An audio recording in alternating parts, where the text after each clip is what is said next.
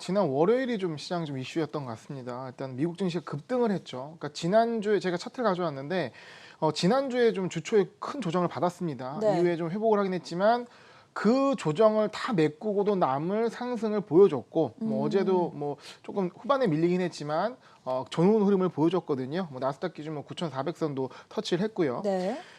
그런데 어제의 상승 기존의 랠리와 좀 성격이 다르다. 요 부분을 좀 체크하시는 게 매우 중요합니다. 네. 예. 그럼 어제의 상승 포인트는 어디서 찾아볼 수 있을까요? 제가 한번 여쭤볼게요. 기존에 네. 미국 증시를 상승했던 주역은 뭘까요? 글쎄요, 기술주들 팡 종목들 아닐까요? 네, 그러니까 언택트를 그쵸. 하고 있는 코로나19 상황 자, 속에서. 어떻게 보면은 이 코로나19 국면에서 해당 기업들은 뭐 대표적으로 넷플릭스, 아마존, 그쵸. MS, 엔비디아나 줌 네. 같은 기업들 다 방송에 소개해드린 종목입니다. 해당 기업들 같은 경우는 코로나 국면 속에서도 수혜주로. 오히려 수혜주로 분류돼서 성장을 계속하는. 근데 네. 그 종목들의 시가총액 비중이 상당하기 때문에 하락한 종목이 있더라도 조정반 종목이 있더라도 지수를 견인했던 그런 그랬죠. 측면이 있었습니다. 근데 월요일 날 올랐던 종목은 달랐습니다. 월요일에는 이런 언택트 관련 종목들 오히려 초반에는 좀 하락하거나 상대적으로 약했는데 월요일 날 올랐던 종목들을 볼까요? 일단 백신 네. 관련주, 모더나 클릭이 그쵸. 올랐죠. 그리고 항공주, 보잉과 델타항공이 거의 12%, 13% 급등을 했습니다. 네. 그리고 은행주, 골드만삭스, BOA가 이렇게 대형 은행주도 6% 급등을 했거든요.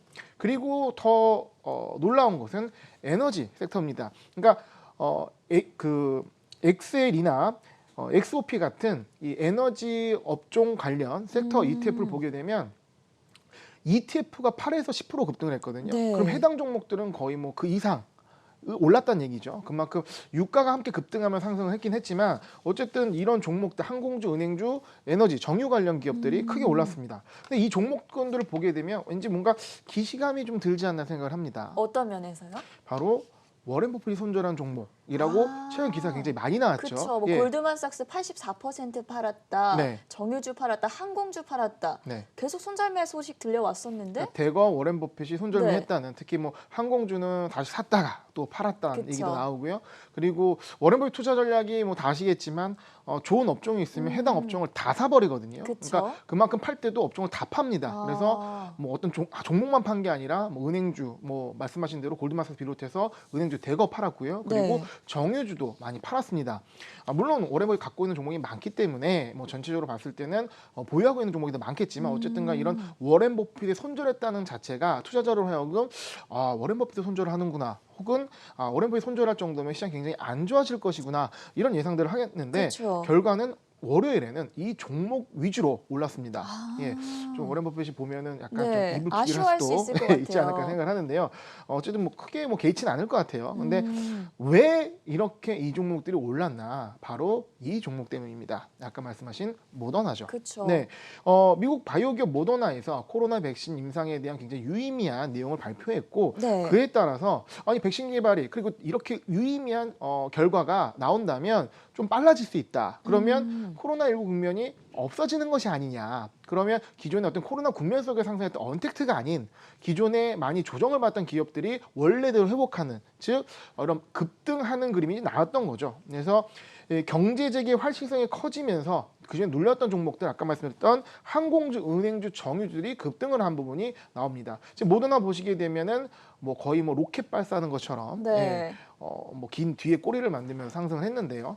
일단 뭐 그런 일각의 의견도 있습니다. 근데 오늘은 또 10% 급락하면서 마무리가 됐고 네. 일각에서는 모더나 보고 뭐 해외 주식의 작전주다 이런 오명까지 썼던데 이 부분은 어떻게 설명할 수 있을까요? 이제 일단 내용이 그런 거죠. 네. 임상 결과에 대해서 시간이 오래 걸릴 것이다. 그러니까 너무 좀 조기에 한화한 것이다 얘기하는데 그거 모르는 사람이 있을까요? 그렇죠. 어떤 지금 임상 일상인데 일상에서 실제 사람들이 삼상까지 가야 삼상도 되고. 하고 이제 이걸 생산하기 위해서는 상당한 많은 시간이 필요하다. 그거 모르는 사람은 없죠. 그쵸. 지금 뭐 코로나19에 대해서 전 국민이나 글로벌 뭐 세계인들이 다 이런 부분을 알고 있는 상황에서 그거는 뭐냐면 저는 어제의 하락보다는 네. 월요일의 상태 좀 더 의미 있다고 봅니다. 아. 네, 어쨌든 간에 지금 렘데시비르보다도, 그러니까 네. 길러드 사이언스 렘데시비르보다도 훨씬 유의미한 어떤 백신의 효과가 나온 것이고, 그러면 이런 것들이 지속적으로 출연하면서 시장을 자극할 것이고 그러면 시장은 환호하다가도 좀 이거 좀 과한 거 아니야? 냉정 찾으면서 가는 것이지 이런 부분이 어떻게 보면 뭐 이게 뭐 루이신 커피처럼 네. 그 재무적인 뭐 사기라든가 뭐 그런 부분이 아니라 어떤 결과를 발표하고 뭐 어떤 자본 투자도 받고 이런 과정 신중하게 속에서 간다는 나온 거기 말씀이시죠? 때문에 이 어제 하락을 너무 크게 해석하는 것보다는 네. 월요일날 상승에 대해서 좀 우리가 어떤 의미를 가져가야 되는지를 보시는 게 좋을 것 같아요. 그래서 앞으로 상승 종목군 자체가 좀 바뀔 수 있다라는 거죠. 네.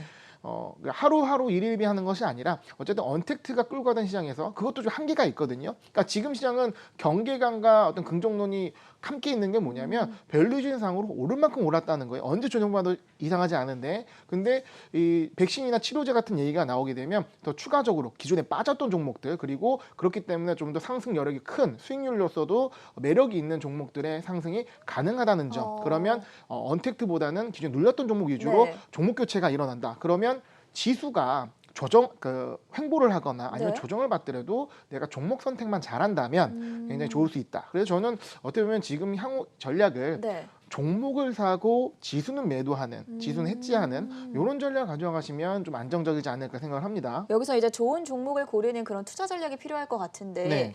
앞서서 잠깐 설명해 주셨지만 모더나로 다시 돌아가 보면 모더나니 급등하는 양상에 따라서 이제 길리어드 사이언스 주가 좀 희비가 엇갈렸다고 들었습니다. 네. 여기서도 좀 설명 들어볼까요? 네, 제가 해외주 슈퍼스타 방송을 통해서 한참 전에 얘기했었죠. 그쵸. 그러니까 증시가 이렇게 많이 오르기 전에 지금 상황에서 뭔가 코로나19가 안 좋아져서 조정이 크게 오더라도 우리가 믿을 것은 치료제와 백신밖에 없기 때문에 이거에 대한 어떤 수혜를 기대해봐야 된다. 근데 어떤 기업이 백신과 치료제를 개발할지를 고르는 것은 즉 종목을 내가 픽하는 것은 이게 뭐 길리어드 사이언스가 될 수 있을지 아니면 존슨앤존스가 될 수 있을지 아니면 모더나가 될지 모르는 거잖아요. 네. 그건 갬블에 가깝습니다. 그쵸. 그런 상황에서 투자하는 방법 가장 좋은 방법을 제가 추천드렸던 것이 ETF로 네. 그러니까 바이오 헬스케어 ETF를 접근하게 되면 해당 종목들 상당히 여러 기업들이 있기 때문에 그리고 그 중에 한 종목이 선택을 받겠죠. 하지만 선택을 못 받더라도 그 업종 자체가 자극을 받으면서 올라갈 수 있기 때문에 ETF로 접근을 말씀드렸는데 그럼 실제로 그런 ETF들 주가 흐름은 어땠습니까? 네, 실제로 어제 저 중요한 건 뭐냐면 길리어드 사이언스의 주가가 보게 되면 빠졌습니다. 월요일 날. 모더나 때문에. 예, 그 최근 주가 그러니까 그 렘데시비르가 뭐 임상이나 이런 결과 좀 뭐랄까 시장을 좀 긍정적으로 보지 않고 네. 있기 때문에 오히려 모더나가 치고 나간 상황에서 길리어드 사이언스는 주가가 하락했거든요. 네. 그러면 내가 길리어드 사이언스 투자하신 투자자는 월요 같은 상황에서 진짜 너무나 속상할 것 같아요. 슬프죠. 네. 그렇기 때문에 어떤 이런 치료제나 백신에 대한 어떤 전망을 보고 투자하는 건 개별 종목보다는 안정성 차원에서 ETF가 좋은데 네. 실제로 제가 말씀드렸던 벵가드 헬스케어 ETF인 VHT나 아니면 이제 바이오 ETF인 IBB 같은 경우는 52주 신고가 거의 언택트 기업 이상의 주가 모멘텀을 최근 와, 보여줬다라는 네. 것을 확인할 수가 있었습니다. 정말 V자 반등을 올곧이 보여주고 있는 모습이네요. 네. 확실히 이전에 말씀해 주셨던 이제 전반적인 헬스케어 업종에 투자하는 ETF들이 좋은 주가 흐름 보여주고 있는 모습 확인해 볼 수가 있었고요.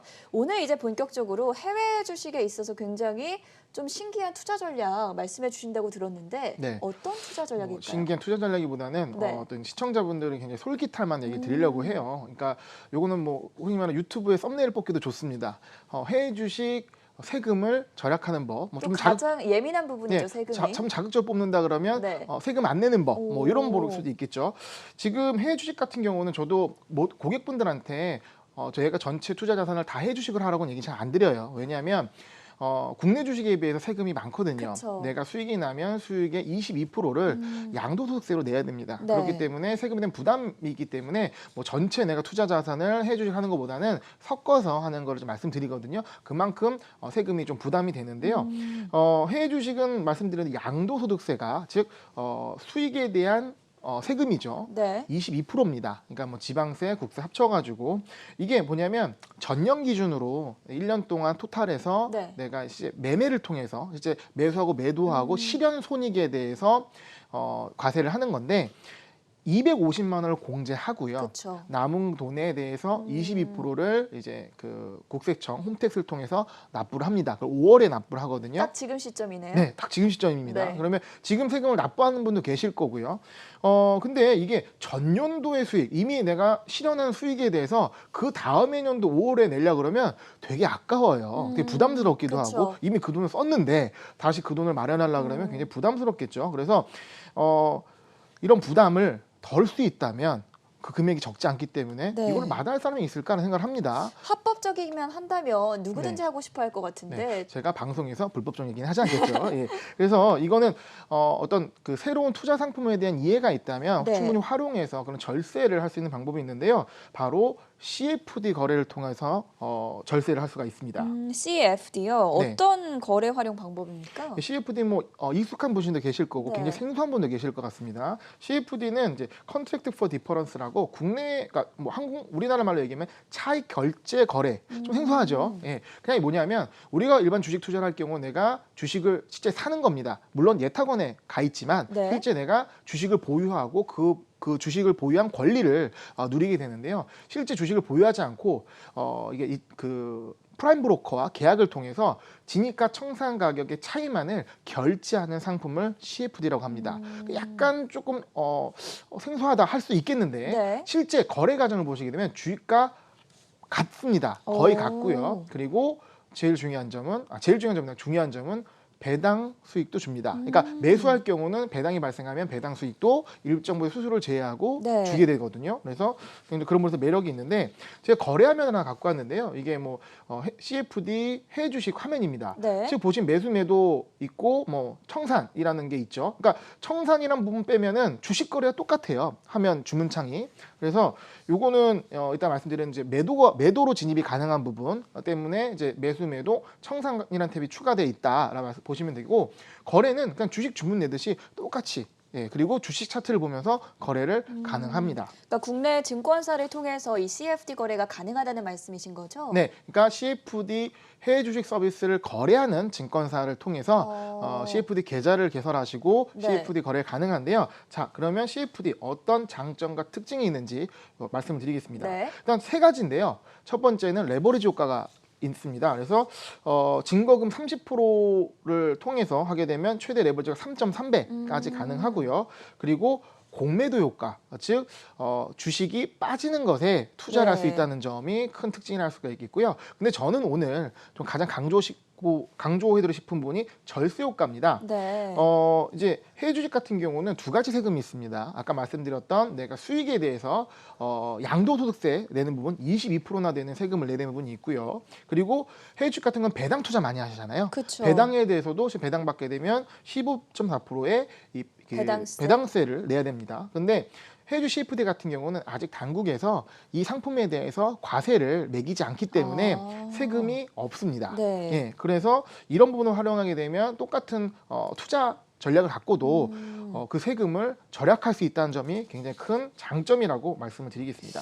뭐 여러 가지 매력적인 이제 투자 방법인 것 같은데 실제로 CFD를 거래하기 위해서 어떤 자격 요건이 있을 거잖아요. 네. 어떤 사람들이 할 수 있습니까? 아무래도 좀 생소하기도 하고 그쵸. 레버리지 들어가고 공매도도 한다고 하는 부분이 있기 때문에 뭐 모든 사람이 바로 거래할 수는 없고요. 특별한 조건이 있습니다. 네. 바로 전문 투자자 자격이 있어야지 CFD 계좌 개설이 가능한데요. 이 전문 투자자 조건이 되시는 분들은 쉽게 등록을 해서 할 수 있는데 한번 그 조건을 말씀드릴게요. 일단 필수 요건 한 가지와 추가 요건 세 가지가 있습니다. 네. 그러니까 필수 요건이 한 가지가 되면 추가 요건 중에 하나라도 충족 시에 이제 그 전문 투자 등록이 가능하거든요. 그래서 필수 요건은 최근 5년 중 1년 이상 기간 동안 해당 투자 계좌에 5천만 원 이상 있으면 필수 요건을 갖추게 되는 거고요. 이게 뭐 네. 주식이나 채권이나 펀드나 다 가능하기 때문에 아마 이제 그런 자격이 되신 분들은 상당히 많을 거라 생각합니다.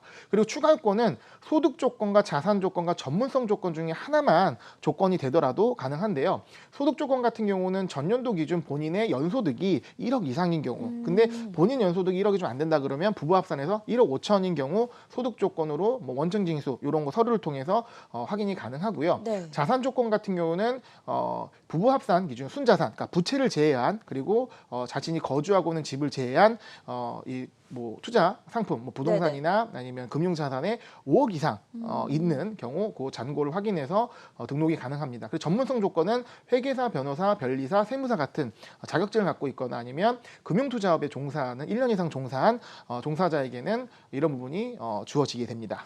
그러니까 이 CFD 투자 가능 요건만 보면 사실 진입 장벽이 낮다라고 볼 수는 없을 것 같아요. 네. 근데 최근에 이제 해외 주식 붐이나 여러 가지 주식 붐과 함께 네. 자격 요건이 완화됐다고 들었는데 네. 변화한 게 좀 있을까요? 이게 어떻게 보면은 뭐 좀 부담스러운 분도 계시겠지만 네. 원래 더 훨씬 높았습니다. 아. 예, 기본 예탁금도 그 필수 조건도 조건 높았는데 네. 이런 부분이 전문 투자자, 그러니까 좀 제대로 좀 그 어떤 허들을 좀 있지만 어떤 투자자로서 경험이 많은 분들이 어떤 적극적인 투자 상품을 권장하기 위해서 전문 투자 요건을 낮췄거든요. 그러니까 전문 투자자를 많이 만들겠다라는 정책 방향이 있기 때문에 요건도 완화되고 등록 절차도 지금 뭐 비대면으로도 이런 그 전문 투자 등록이 승인이 가능할 정도이기 때문에 어떤 조건이 맞으신다면 이런 거는 바로 뭐 비용이 드는 것이 아니기 때문에 등록을 해놓고 추가적으로 자기가 이제 필요할 때 거래를 할 수 있는 상황을 만들어 놓으면 좋지 않을까 생각을 합니다. 그러면 이제 해외 주식 종목별로 증거금률은 어떻게 되어 있는지 그 부분도 한번 설명 들어볼까요? 네, 이게 좀 국내 주식 CFD와 해외 주식 CFD가 좀 다른데요. 네. 해외 주식 CFD 같은 경우는 레버리지가 최대 3.3배입니다. 그러니까 등급이 A, B, C 2등급으로 좀 구분이 돼가지고요. 종목들이 거래 가능한데 A 등급 같은 경우는 이제 30% 증거금을 내는 증거금률 30%인데 그러면 레버리지는 3.3배죠. 종목 수가 24개인데요. 대표적으로 알파벳, 월마트, 엑슨모빌, 비자 같은 종목들이 가능하고요. 네. 가장 레버리지가 높은 거죠. 그러니까 B등급은 이제 아마존, 애플, 버크셔 해서웨이, 월트디즈니 같은 기업이 가능합니다. 그래서 레버리지는 2.5배 정도. 그리고 C등급 같은 경우는 가장 많은 기업 수인데 280개 기업이 C종목에 들어가고요. 증거금률 50%니까 레버리지가 2배죠. 그래서 절반의 증거금을 갖고 해당 주식을 거래할 수 있는 부분이 있고 스타벅스나 3M, 맥도날드, 엔비디아 같은 종목이 해당이 됩니다. 그리고 2등급 같은 경우는 이제 레버리지는 없고 그냥 한 배짜리로 이제 매수나 매도가 되는 부분인데 이게 지금 D등급이 아니라 2등급으로 표현을 하나요? 네, 2등급으로 표현합니다. 그래서 테슬라, 넷플릭스, 로키드 마틴, IBM 네. 같은 기업들이 이 2등급에 해당이 됩니다. 그러니까 예를 들면 이런 거죠. 테슬라 같은 경우 뭐 주가가 많이 높잖아요. 근데 여기서는 추격하기는 어렵지만 예를 들어 뭐 테슬라가 뭐 급등을 해서 $1,000가 있다. 그러면 좀 이거 여기서는 매도를 한번 해볼 수 있는데 하는 투자도 있을 거죠. 그랬을 때 뭐 레버리지는 없지만 테슬라 종목을 매도로 CFD가 거래 가능하신 분 같은 매도로 투자할 수도 있다라는 거로 설명을 드릴 수 있을 것 같습니다. 근데 처음에 딱 이 CFD 투자를 들으면 얼핏 들어서는 조금 위험하지 않을까라는 생각을 하시는 분들도 계실 것 같아요. 네. 실제로 저희가 투자할 때 유의할 점이라든지 좀 우려할 만한 사항들이 있을까요? 일단은 아무래도 국내 주식 CFD 관련해서 최근에 뭐 작년에 좀 관련 기사도 많이 있었고 한데 이 국내 주식 CFD와 해외 주식 CFD는 조금 다른 측면이 있다 드리는 게 좋을 것 같아요. 그러니까 어떤 거래 방식은 동일하지만 국내 주식 CFD 같은 레버리지가 최대 10배입니다. 증거금률을 10%만 갖고도 거래를 가능하기 때문에 그만큼 어쨌든 굉장히 공격적인 투자가 되는 부분인 거고요. 하지만 해외 주식 같은 경우는 그 종목 수도 국내 CFD는 한 1000여 종목, 거의 뭐 많은 종목들을 뭐 20개 종목도 거래 가능하지만 해외 주식 CFD 같은 경우는 지금 한 300여 개, 362개 종목을 거래 가능하거든요. 그러니까 주요 종목들입니다. 그러니까 종목이 크고 많이 알려져 있고 하는 종목들이기 때문에 종목의 리스크는 훨씬 낮고요. 그리고 레버리지도 좀 약간 뭐 리스크하다 생각하는 뭐 테슬라 같은 기업 같은 경우는 레버리지가 없기 때문에 그런 차원에서는 그만큼 안전성이 있다라고 말씀을 드리면 좋을 것 같고요. 예를 한번 들어드릴게요. 저는 이거 포인트는 어떤 공격적인 거나 매도를 하는 것보다는 저는 세금 절세 이슈를 좀 강조드리고 싶어요. 그게 가장 큰 장점이다. 네, 왜냐하면 내가 똑같은 투자 전략을 갖더라도 예를 들어 한번 들어보겠습니다. 내가 작년에 해외 주식 거래로 1억을 벌었어요. 1억을 벌게 되면 뭐 예를 들어 뭐 250만 원 공제하고 22%면 거의 2천만 원 돈을 세금으로 내야 5월 달에 양도소득세를 내야 되는데 근데 CFD를 통해서 똑같이 그 투자를 하고 수익이 똑같이 1억이 났다 그러면 일단 22%에 대한 양도소득세를 2천만 원을 세이브를 할 수가 있는 겁니다. 그리고 내가 그 종목을 보유하면 생긴 배당의 이익도 배당세를 내지 않고도 즉 배당 세금을 내지 않고 그것도 세이브를 할 수가 있겠죠. 그러면 네. 이런 비용을 상당히 절감하면서 수익률 자체가 올라갈 수 있는 부분, 그리고 레버리지가 만약 가능한 종목이었다 그러면 더 적은 금액으로도 이런 성과를 올릴 수 있기 때문에 이번에 5월에 이제 배당 그 양도소득세 내시는 분 같은 경우는 이런 부분을 좀 참고하셔서 한번 이제 뭐 당장 하는 것보다 당장 뭐 할 수도 있겠지만 어쨌든 간에 내가 할 수 있게 만들어 놓고 요것이 뭐 크게 해외주가 다르지 않구나 이런 걸 확인하시면서 활용을 잘 하신다면 이건 어떻게 보면 투자의 카드거든요. 내가 다양한 투자의 카드를 알면 그거를 활용 측면이 넓어지기 때문에 잘 취사 선택하셔서 활용하시면 좋지 않을까 생각을 합니다.